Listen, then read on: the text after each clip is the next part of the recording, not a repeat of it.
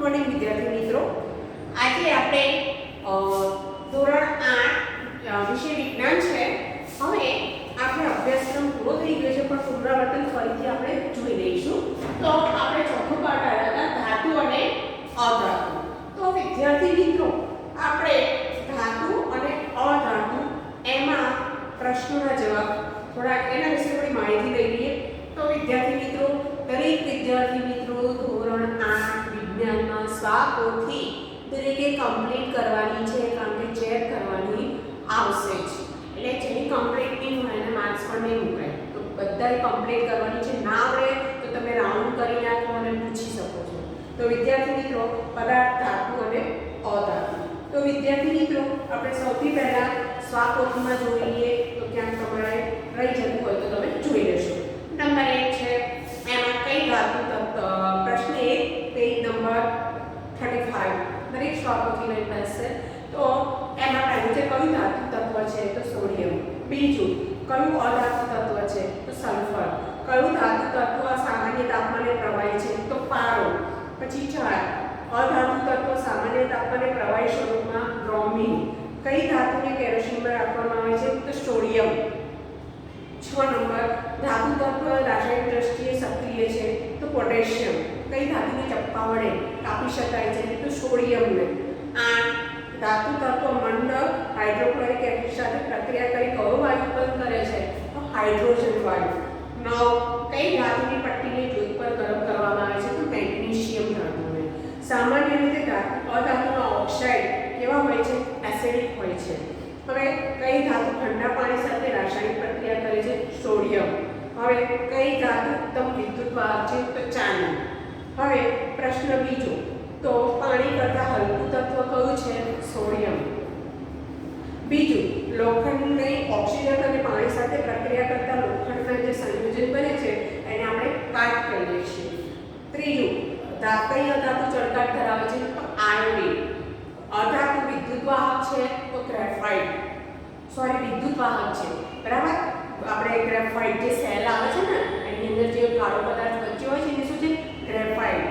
બરાબર. તો એ વિદ્યુત વાહક છે. તત્વોના સૌથી નાના એકમને શું કહેવાય છે? પરમાણુ. અને સલ્ફરની ઓક્સિજન સાથે પ્રક્રિયાથી શું બને છે? સલ્ફર ડાયોક્સાઇડ, એટલે કે SO2. સલ્ફર ડાયોક્સાઇડ એટલે કે SO2 બને છે. હવે પાછળ ધાતુના પાતળા તારમાંથી ખેંચીને જે ગુણધર્મ છે ખેંચીને બનાવવા માટેનો એને શું કહેવાય છે? તણાવપણું. કઈ અધાતુ તત્વ પાણીમાં રાખવામાં આવે છે? તો ફોસ્ફરસ. કઈ ધાતુમાંથી એકદમ બારીક તાર ખેંચી શકાય છે? સોનામાંથી. સોનાના તાર નહીં કહેતા, સોનાના તાર. કાજુ કતરીમાં જે બરફ હોય છે ને એ કિસ્સામાં જે ચાંદીના હોય છે. બીજું, એલ્યુમિનિયમ, લોખંડ અને કોપર. એમાં સક્રિય ધાતુ કઈ છે? એલ્યુમિનિયમ. આપણા શરીરના લોહ તત્વ ક્યાં છે? હિમોગ્લોબિનમાં રહેલું છે. હવે પ્રશ્ન નંબર 3 ઘન સ્વરૂપ ધરાવતા અધાતુ તત્વોના નામ. તો કાર્બન, સલ્ફર, ફોસ્ફરસ અને આયોડીન. બીજું છે વાયુ સ્વરૂપ ધરાવતા અધાતુ. Oxygen, hydrogen, nitrogen, chlorine. ત્રીજું ધાતુ તત્વોના નામ. તો ધાતુના એલ્યુમિનિયમ, Fe, કોપર, નિકલ. બરાબર. Fe એટલે લોખંડ. હવે ટેપાઉપણું. ટેપાઉપણું શું? જે ધાતુને ટીપીને પતરા બનાવી શકાય એ ગુણધર્મ છે એને શું કહેવાય? ટીપાઉપણું કહેવાય છે. ટીપાઉ એટલે ટીપું. બરાબર. સલ્ફર ડાયોક્સાઇડ વાયુને પાણીમાં ઓગાળવાથી શું બને છે? તો સલ્ફ્યુરસ એસિડ. બરાબર. સલ્ફ્યુરસ H2SO3. બરાબર. આ સલ્ફ્યુરસ છે. હવે બે આવે છે સલ્ફ્યુરસ અને H2SO4. બરાબર. H2SO4 એટલે સલ્ફ્યુરિક એસિડ. Sulphuric acid. વિદ્યાર્થી મિત્રો, આ યાદ રાખો. સલ્ફ્યુરસ સલ્ફર ડાયોક્સાઇડને પાણીમાં ઓગાળતા બને છે અને આપણે સલ્ફ્યુરિક એસિડ. તો આ ખાસ ધ્યાન આપજો. હવે વિદ્યાર્થી મિત્રો, વિદ્યુત વાહક તાર બનાવવા માટે કઈ બે ધાતુ વપરાય છે? બરાબર. તો વિદ્યુત વાહક માટે એલ્યુમિનિયમ, કોપર. બરાબર. તાંબાના અને એલ્યુમિનિયમના તાર વાપરીએ છીએ. હવે સલ્ફ્યુરસ એસિડ લિટમસ પર શી અસર કરે છે? તો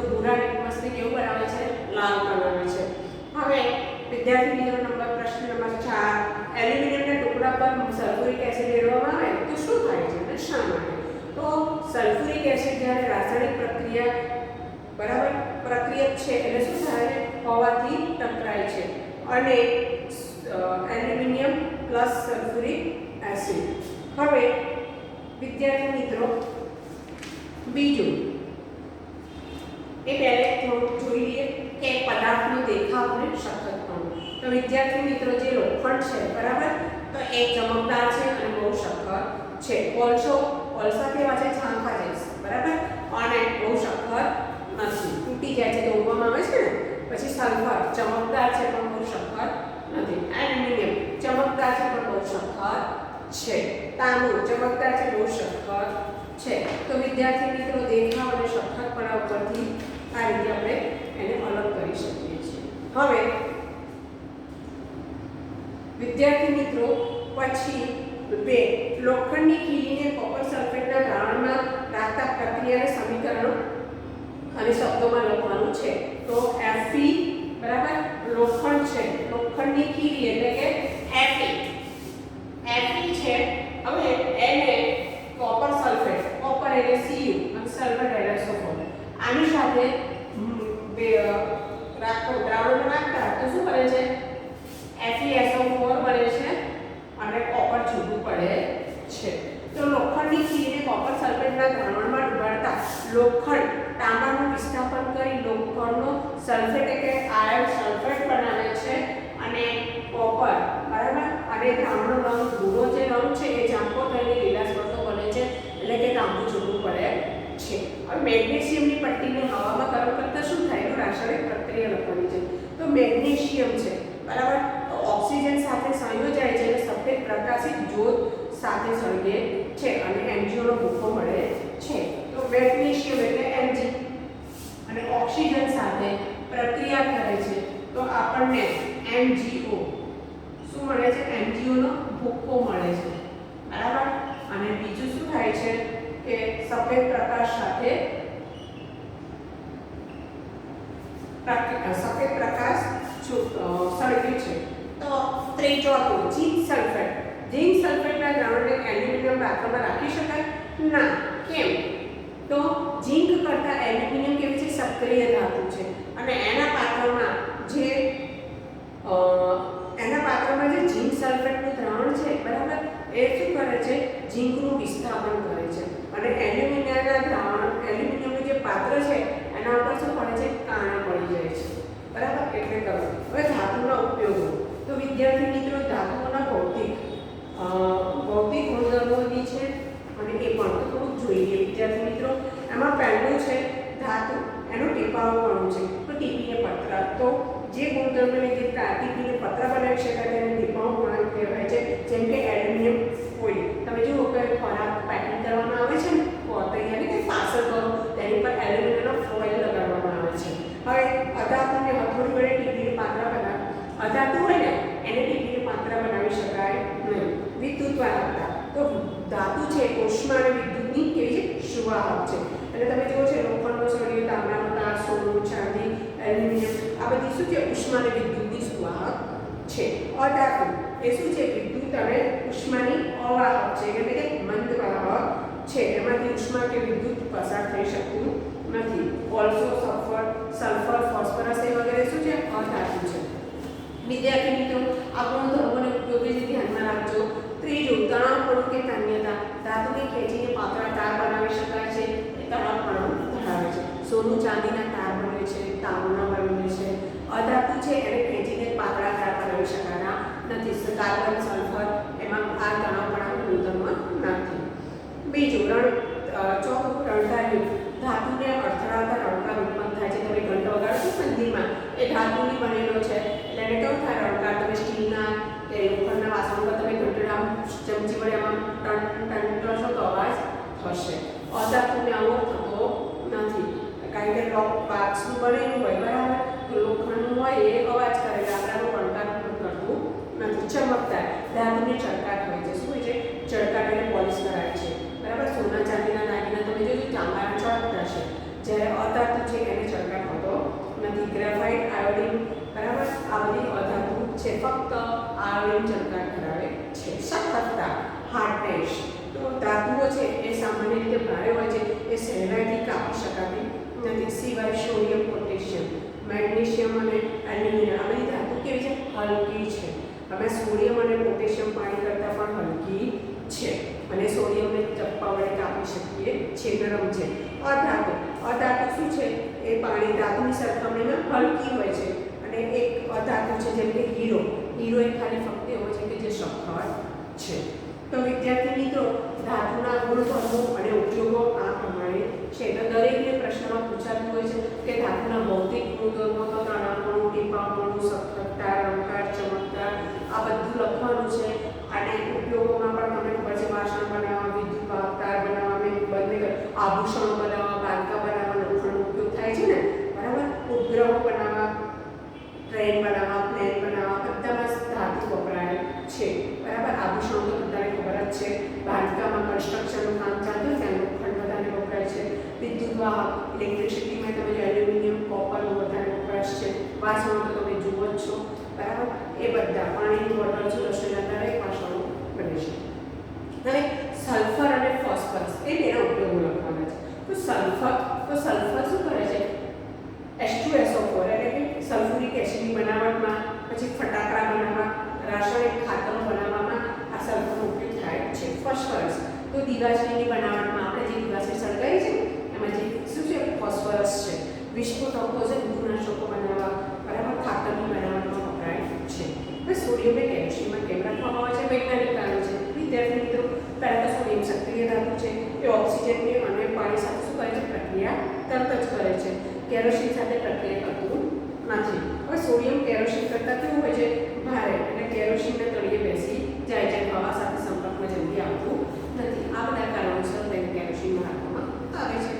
બીજું, ફોસ્ફરસને પાણીમાં રાખવામાં આવે છે કેમ કે ફોસ્ફરસ કેવી છે? ક્રિયાશીલ અધાતુ છે અને એ શું કરે છે? હવામાનનો જે ઓક્સિજન સાથે એની સાથે સંયોજઈને ફોસ્ફરસ પેન્ટોક્સાઇડ બનાવે છે. અને બીજું, ફોસ્ફરસ શું હોય છે? પાણી કરતાં ભારે અને પાણી સાથે રાસાયણિક પ્રક્રિયા પણ કરતું નથી. તેને પાણીમાં રાખવામાં આવે છે અને હવાના સંપર્કમાં રહેતું નથી.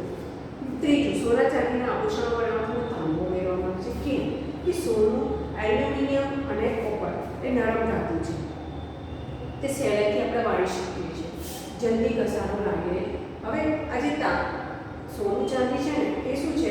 એને શું જલ્દી ઘસારો લાગે છે. તમે જોયું જલ્દી કોપ વાપરો તો ઘસારો લાગે. એમાં શું થોડું કોપર એટલે કે તાંબુ ઉમેરવાથી સોના ચાંદીમાં સખ્તાઈનો ગુણ આવે છે, એટલે આભૂષણો જલ્દી ઘસાતા નથી અને પાછો આકાર પણ તમે આપી શકો છો. એટલે સોના ચાંદીના જે આભૂષણો છે એમાં તાંબુ ઉમેરવામાં આવે છે. હવે મુદ્દા તફાવત એ કહ્યું ને આપણે ધાતુ અને અધાતુ. ધાતુ ના વડે સીધા અધાતુ ના વડે ધાતુ ટીપાઉપણા પતરા બનાવી શકાય છે, તણાવપણું ધરાવે છે કે તાર બનાવી શકાય છે, વાહકતા, ઉષ્મા અને વિદ્યુતની સુવાહક છે અને અધાતુ અવાહક છે. અને દેખાવ, ચળકાટ ધરાવે છે અને અધાતુ ચળકાટ ધરાવતું નથી એટલે કે ઝાંખારી થાય છે. હવે ખરા ખોટા. પહેલું, સામાન્ય રીતે અધાતુ એસિડ સાથે પ્રક્રિયા આપે છે. ખોટું. બીજું, સોડિયમ એ સક્રિય ધાતુ છે. સાચું. કોપર એ ઝીંક સલ્ફેટના દ્રાવણમાં ઝીંકને વિસ્થાપિત કરે છે. ખોટું. પછી બ્રોમિન પ્રવાહી ધાતુ છે. ખોટું. પછી સલ્ફરને ખેંચીને તાર બનાવી શકાય છે. ખોટું. સામાન્ય રીતે ધાતુ ટીપાઉપણાનો ગુણ ધરાવે છે. સાચું. પોટેશિયમ ઘણી સક્રિય છે. સાચું.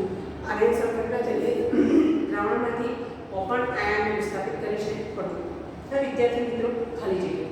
પહેલી ખાલી જગ્યા છે ફોસ્ફરસ, બીજામાં છે હાઇડ્રોજન, ત્રીજામાં એલ્યુમિનિયમ, ચોથામાં છે ક્લોરીન, પાંચમામાં છે સલ્ફર, છઠ્ઠામાં ક્લોરીન અને એલ્યુમિનિયમ, સાતમામાં સોનું અને ચાંદી. વિદ્યાર્થી મિત્રો, પ્રશ્ન નંબર 9. સોનું. તો સોનું શું છે? આભૂષણો બનાવવા વપરાય છે. આયર્નમાં યંત્રો, મશીનો બનાવવા માટે. કોપર છે વિદ્યુત તાર બનાવવા વપરાય છે. અને મર્ક્યુરી એ થર્મોમીટરમાં વપરાય છે. થર્મોમીટરમાં આવે છે મર્ક્યુરી. હવે ધાતુના ઓક્સાઇડ. તો ધાતુના ઓક્સાઇડ શું છે? બેઝિક પ્રકૃતિ ધરાવે છે. અને અધાતુના ઓક્સાઇડ એસિડિક પ્રકૃતિ ધરાવે છે. સોડિયમ છે એ કેરોસીનમાં રાખવામાં આવે છે અને ફોસ્ફરસ છે એને પાણીમાં રાખવામાં આવે છે. ખાસ યાદ રાખવાનું કારણ પણ પૂછાય છે તો જોડકામાં પણ આવે છે એટલે દરેક વિદ્યાર્થી મિત્રો સોડિયમ ફોસ્ફરસ મુક્ત વૈજ્ઞાનિક કારણ ખાસ તૈયાર કરશે.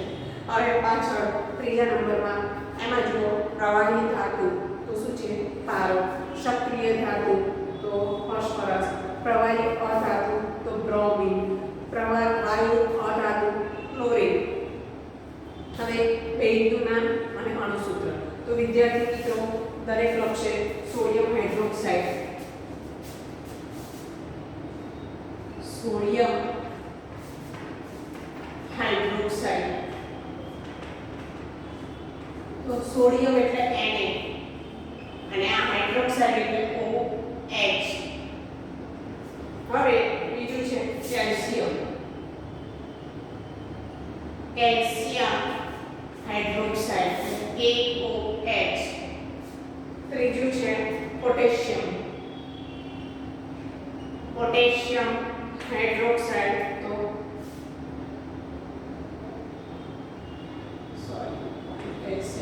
પોટેશિયમ એટલે AOH. હવે આ બેઝના નામ. હવે આવશે એસિડ તો એસિડમાં જુઓ હાઇડ્રોક્લોરિક એસિડ, હાઇડ્રોક્લોરિક એસિડ તો HCl. બીજું છે સલ્ફ્યુરિક એસિડ, સલ્ફ્યુરિક એસિડ તો H2SO4. ત્રીજું છે સલ્ફ્યુરસ એસિડ, હમણાં આપણે જોઈ ગયા એ જ સલ્ફ્યુરસ એસિડ એટલે એમાં સલ્ફરનો એક ઓછો છે H2SO3. હવે વિદ્યાર્થી મિત્રો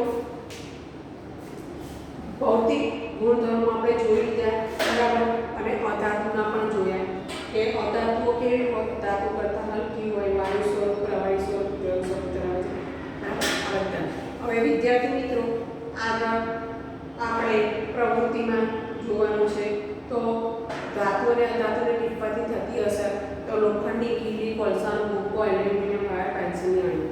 તો લોખંડની કીલીને સખત સપાટી પર મૂકવાનું અને હથોડી વડે ટીપવાની છે, અને લોખંડની કીલીને ટીપતા રહેવાનું, અને કોલસો, એલ્યુમિનિયમ, પેન્સિલની અણી એને પણ આ રીતે ટીપવાની છે અને અવલોકન નોંધવાનું છે. તો વિદ્યાર્થી મિત્રો જોઈએ લોખંડની કીલી તો એને જ્યારે ટીપીએ છીએ તો ચપટી બને છે પણ તૂટતી નથી. પછી કોલસાનો ભૂકો ટુકડાઓમાં વિભાજિત થઈ જાય છે. એલ્યુમિનિયમના વાયર તો સપાટ બને છે અને તૂટતા નથી. પેન્સિલની અણી ટુકડાઓમાં તૂટે છે.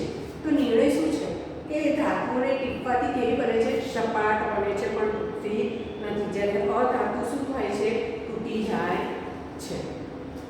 વિદ્યાર્થી મિત્રો પાછળ ધાતુ અને અધાતુની વીજવાહકતા તપાસવી તો એમાં પદાર્થો આપેલા છે, આકૃતિમાં જોઈ લો ને પદ્ધતિ. તો આકૃતિ પ્રમાણે ઇલેક્ટ્રિક ટેસ્ટરની ગોઠવણી કરવાની છે અને વાહકના તારને છૂટા કરી અને વીજવાહક તારના એક છેડા સાથે જોડાણમાં લોખંડની ખીલી મૂકવાની છે અને વીજ પરિપથ પૂર્ણ કરવાનો છે. બલ્બ પ્રકાશ આપે છે કે નહીં એ ચકાસવાનું છે, એની નોંધ કરવાની છે, અને વારાફરતી જુદા જુદા પદાર્થોના વાહકતાના બે છેડા સાથે સંપર્કમાં મૂકવાનું અને બલ્બ પ્રકાશ આપે છે કે નહીં એની નોંધ કરવાની છે. તો જોઈએ આપણે તો લોખંડની કીલી તો બલ્બ પ્રકાશ આપે છે એટલે શું વાહક કહેવાય. બીજું સલ્ફર બલ્બ પ્રકાશ આપતો નથી એટલે કે અવાહક કહેવાય. કળસાનો ટુકડો તો બલ્બ પ્રકાશ આપતો નથી એટલે કે અવાહક કહેવાય. તાંબાનો તાર બલ્બ પ્રકાશ આપે છે એટલે સુવાહક કહેવાય. તો નિર્ણય રાખીશું કે ધાતુ વિદ્યુતની સુવાહક છે અને અધાતુ વિદ્યુતની અવાહક છે.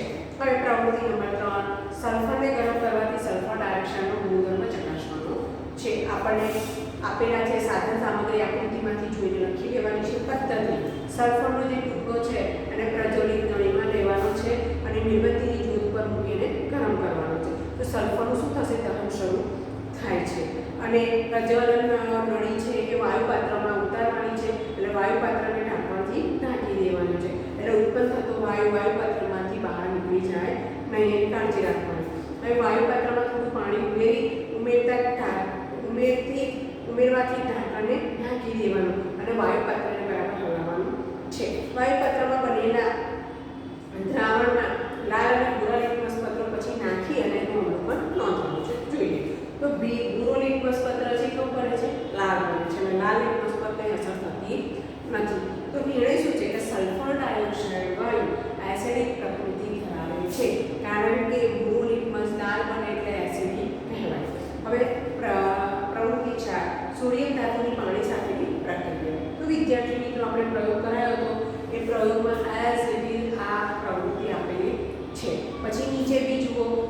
આપણને ધાતુ અને અધાતુના મંદ હાઇડ્રોક્લોરિક એસિડ અને મંદ સલ્ફ્યુરિક એસિડની પ્રક્રિયા વિસ્થાપનનું આપ્યું હતું અને વિસ્થાપનનું જે આપણે પ્રયોગમાં કરેલું છે. તો દરેક પ્રયોગ પોથીમાંથી જોઈ અને આ પ્રવૃત્તિ લખી લેશે. હવે વિદ્યાર્થી મિત્રો પાઠ નંબર 5 બરાબર, એનું પુનરાવર્તન જોઈશું.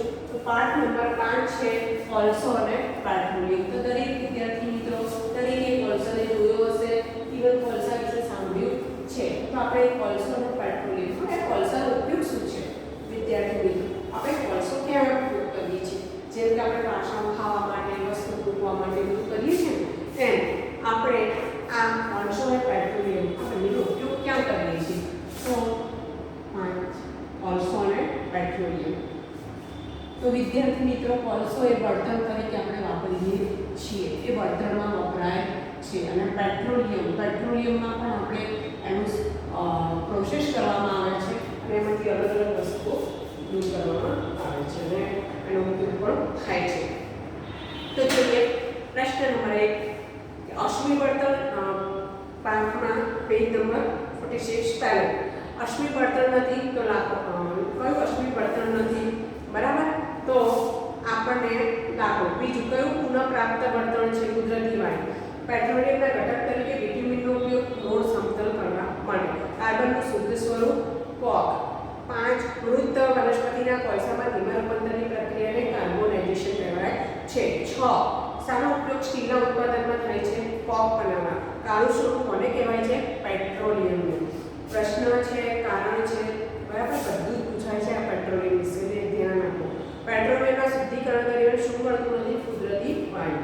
હવે પ્રશ્ન નંબર 2, ટ્રક જેવા ભારે વાહનોના બળતણ તરીકે શું વપરાય છે? ડીઝલ પૂરવામાં આવે છે. પુનઃપ્રાપ્ય કુદરતી સંસાધનોનું નામ? સૂર્યપ્રકાશ. આપણે દરરોજ સવારે રોજ સવારે આપણને સૂર્યપ્રકાશ મળે છે, એ પુનઃપ્રાપ્ય છે. કોલસાનું કયું ઉત્પાદન ધાતુ નિષ્કર્ષણમાં વપરાય છે? તો કોક. બરાબર, અને સીએનજી નો મુખ્ય ઘટક કયો છે? મિથેન.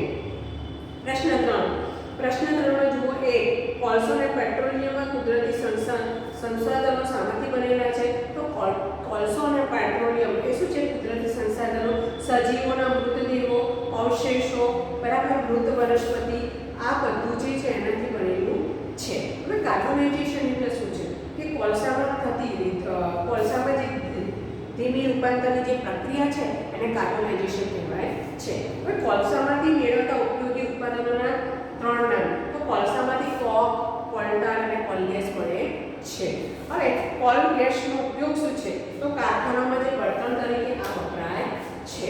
હવે પાછળ અશ્મિ બળતણ એટલે શું? તો અશ્મિ બળતણ એટલે સજીવોના જે મૃતદેહોના અવશેષો છે એમાંથી મળતા પુનઃ અપ્રાપ્ય જે સંસાધનો છે એને અશ્મિ બળતણ કહેવાય છે. સીએનજી નું પૂરું નામ? તો કોમ્પ્રેસ્ડ નેચરલ ગેસ. એલપીજી નું પૂરું નામ? Liquefied petroleum gas. પેટ્રોકેમિકલ્સ એટલે શું? કે પેટ્રોલિયમ અને કુદરતી વાયુમાંથી મેળવાતા જે ઉપયોગી પદાર્થો છે ને એને આપણે પેટ્રોલિયમ કહીએ છીએ. હવે પુનઃપ્રાપ્ય અને અપ્રાપ્ય કુદરતી સંસાધનો એટલે જ ઉદાહરણ આપવાના છે. તો જોઈએ કુદરતમાંથી અમર્યાદિત જથ્થામાં મળતા અને માનવ પ્રવૃત્તિઓ દ્વારા ખલાસ ન થયેલા સંસાધનોને પુનઃપ્રાપ્ય કુદરતી સંસાધનો કહીએ છીએ. હવા, સૂર્યપ્રકાશ, પાણી, આ બધું. હવે કુદરતમાંથી અમર્યાદિત પ્રમાણમાં જે સંસાધનો મળે છે એને અપ્રાપ્ય કુદરતી સંસાધનો કહીએ છીએ, જેમ કે જંગલો, ખનિજો, વનસ્પતિ, વન્યજીવન. હવે કોલસાનું નિર્માણ કઈ રીતે થાય છે? કયા નામથી ઓળખવામાં આવે છે? અને કોકના ગુણધર્મો અને ઉપયોગો. તો કોકના ગુણધર્મો કેવા છે? કે સખત છે, છિદ્રાળુ અને કાળા રંગનો છે. કારણ કે કોલસામાંથી મેળવા છે કેવું હશે? કાળું. હવે તે કોલસાનો લગભગ સંપૂર્ણ શુદ્ધ પ્રકાર છે. કોક શું છે? શુદ્ધ પ્રકાર છે. એમાં 87 થી 89% શું છે? કાર્બન છે અને સળગે ત્યારે ધુમાડો થતો નથી, એટલે શુદ્ધ પ્રકાર છે. ઉપયોગો તો કેટલીક ધાતુના નિષ્કર્ષણમાં વપરાય છે અને સ્ટીલના ઉત્પાદનમાં આ કોકનો ઉપયોગ થાય છે. હવે સીએનજી ને એલપીજી બળતણ તરીકે કેમ વપરાય છે? એક તો સ્વચ્છ બળતણ છે, પ્રદૂષણ પ્રમાણ ઓછું થાય છે. સીએનજી વિદ્યુત ઉત્પાદન માટે ઉપયોગી છે. બીજું ઘર વપરાશમાં જે આપણે પાઇપલાઇનથી પહોંચાડી શકીએ છીએ એલપીજી અને સીધો દહનમાં ઉપયોગ કરી શકાય છે. તો આ સીએનજી અને એલપીજીના ઉપયોગો ખાસ કરવાના છે, એના છે. તો પેટ્રોલિયમ મિનરલની પ્રક્રિયા પણ આપેલી છે અને કોલટારના ગુણધર્મો કોક અને કોલટાના ગુણધર્મોનો ઉપયોગ. તો કોલટા છે કાળું ઘટ્ટ પ્રવાહી છે, લગભગ 200 જેટલા કાર્બનિક પદાર્થોનું મિશ્રણ છે અને અણગમતી વાસ ધરાવે છે. તો સમજવાનું કોલટા ઉપયોગ સુગંધિત દ્રવ્યો બનાવવા, બરાબર, પરફ્યુમ ને બધું બનાવે છે એ, ડામરની ગોળી બનાવવા, રંગો, દવાઓ, વિસ્ફોટકો બનાવવા અને જીવન જરૂરિયાત ચીજ વસ્તુ બનાવવા માટે, ફોટોગ્રાફિક પદાર્થનું પ્લાસ્ટિક જે પેન્ટ્સ આવે છે ને એ બનાવવા માટે વપરાય છે. તો વિદ્યાર્થી મિત્રો, પેટ્રોલ અને ડીઝલની બચત કરવા શું કરવું જોઈએ? તો એ દરેક જણને ખબર છે કે અલગ અલગ સ્થળોએ નજીકના સ્થળો હોય ત્યાં ચાલીને જવું, પેટ્રોલ અને ડીઝલવાળા વાહનનો ઉપયોગ કરવો નહીં. પછી ટ્રાફિક સિગ્નલ હોય ત્યારે રાહ જોવાની ને સ્વિચ વાહનનું ઓફ બંધ કરવું એન્જિન, અને એક વ્યક્તિ કે એ વ્યક્તિ જ્યારે સાર્વજનિક બને ત્યાં સુધી સાર્વજનિક વાહનનો ઉપયોગ કરવાનો અને પોતાના માહિતી અનુસાર ચકાસણી ટેસ્ટિંગ કરાવવું અને એનું સાચવણી પણ રાખવાની અને વાહનોની મધ્યમ ગતિ રાખવાની અને એક ધારી ગતિથી વાહન ચલાવવાનું. તો આ બધાના ઉપાયો છે. અને અશ્મિ બળતણને નુકસાનકારક અસરો એ પણ તમે વિદ્યાર્થી મિત્રો લખશો. અને નેક્સ્ટ ટાઈમ આપણે પુનરાવર્તન જ ચાલશે. તો દરેક વિદ્યાર્થી મિત્રો સ્વાકૃતિ કમ્પ્લીટ કરી રાખશે.